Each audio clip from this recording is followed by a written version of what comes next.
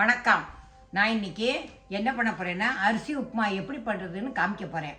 அரிசி உப்புமாக்கு என்னெல்லாம் வேணும்னா நான் அரிசி, கொஞ்சம் துவரம்பருப்பு, கொஞ்சம் மிளகு, ஜீரகம், தேங்காய், கருவேப்பிலை, எண்ணெய், கடுகு, மிளகா வத்தல் இவ்வளவும் வேணும்.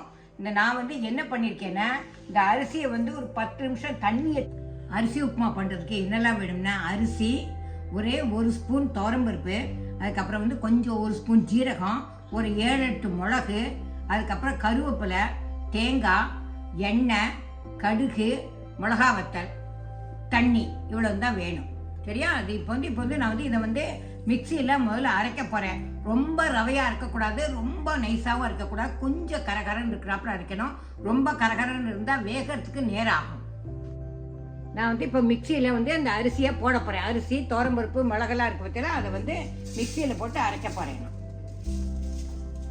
இப்போ நான் அடுப்பை பற்ற வச்சாச்சு. பற்ற வச்சு இப்போ பாத்திரத்தை அது மேலே வச்சுருக்கேன். வச்சு இப்போ எண்ணெயை விட போகிறேன். அடுப்பில் இப்போ எண்ணெயை விட போகிறேன். எண்ணெய் ஒரு 2 ஸ்பூன் 2-3 ஸ்பூனுக்கு விட்டுருக்கேன்.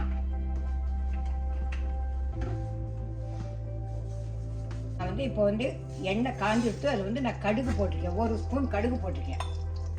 கடுகு கொஞ்சம் வெடித்த உடனே மிளகா வத்தல் போடணும். இப்போ இது கொஞ்சம் கடுகு வெடிச்சாச்சு. இப்போ நான் மிளகா வத்தலை போட்டிருக்கேன்.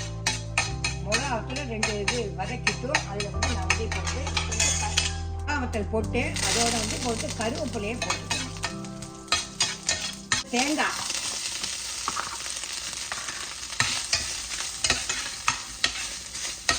தேங்காய் போட்டாச்சு. இப்போ இதில் நான் இந்த கப்பால் 1 கப்பு 1.5 கப்பு எடுத்திருக்கேன்.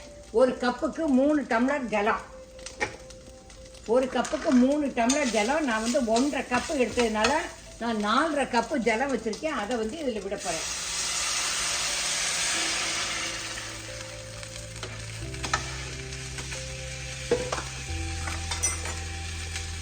நாலரை கப்பு ஜலம் விட்டாச்சு.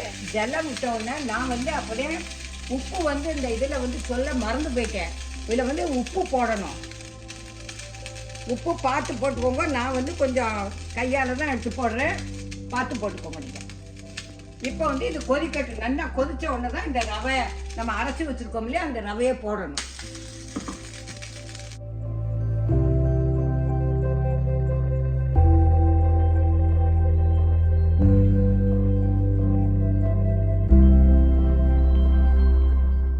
இதில் உப்பு எல்லாம் போட்டிருக்கேன். நீங்கள் உப்பு இருக்கா என்ன பார்க்கறதுக்கு இல்லை துளி கையில் விட்டு டேஸ்ட் பார்த்தா வச்சுக்கோங்க.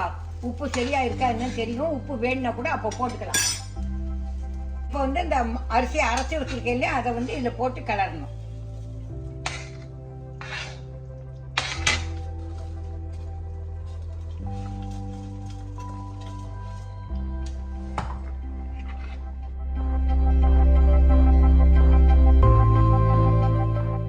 அரிசியை உப்புமா எல்லாம் கிண்டி இதை ஒரு பாத்திரத்தில் எடுத்து வச்சிருக்கேன். இதை குக்கருக்குள்ள வச்சு ஒரு 3 விசில் வரணும். இதை குக்கரில் வச்சு மூடணும்.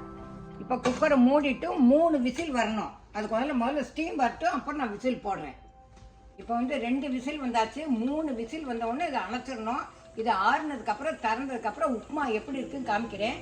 இந்த மீன் டைம் என்ன பண்ணுறேன்னா நான் அதே மாவை கொழக்கட்டை மாதிரி பண்ணியிருக்கேன். ஒரு 5-6 கொழக்கட்டை மாதிரி பண்ணியிருக்கேன். இது உள்ளுக்குள்ளே கொஞ்சோண்டு வெல்லத்தை வச்சு உள்ளே வச்சு ஸ்டப் பண்ணி அதையும் அப்படியே உருட்டி வைக்கலாம். இது ஒரு புது விதமான, எங்கள் அம்மாலாம் இப்படி தான் பண்ணுவான். நானும் அதே ஃபாலோ பண்ணி பண்ணுறேன். அரிசி உப்புமா ரெடி ஆகிட்டு குக்கர்லேருந்து எடுத்துட்டேன்.